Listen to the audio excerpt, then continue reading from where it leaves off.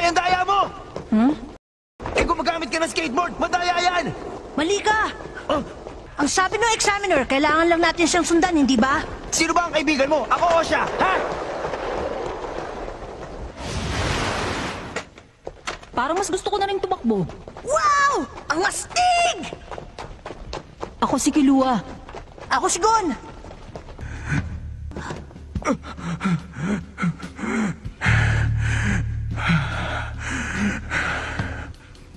Tara, kalimutan mo na yan. Baka maiwan pa tayo.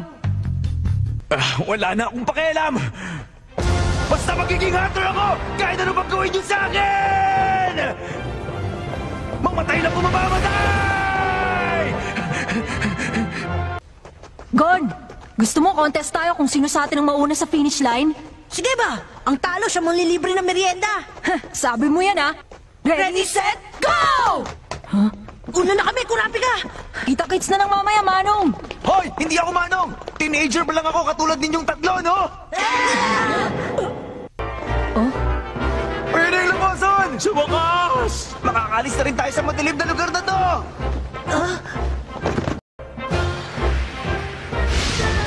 Goal!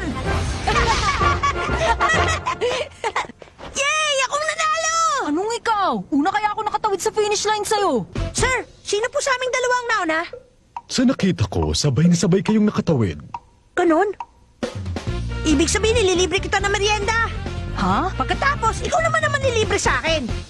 Nagulangan ako dun, ah. Ang Numeri Wastelands, kilala din sa tawag na Swindler's Swamp. Ito ang kailangan nating tawirin para marating ang Phase 2 ng exams. Kapag nabiktima kayo, mamamatay kayo. We! Malaking kalokohan yata yan! Paano nila kami maluloko kung alam na namin na susubukan nilang lokohin kami? Huwag kayong panloloko! Ano ba? Kakasabi ko lang na imposible nga yun! Hindi siya examiner! Ako ang tunay na examiner ninyo! Tumingin kayo! Dito! Nabisto! Kung tutuusin, kaduda-duda nga ang isang yan dahil hindi kilos tao ang ginawa niyang pagtakbo.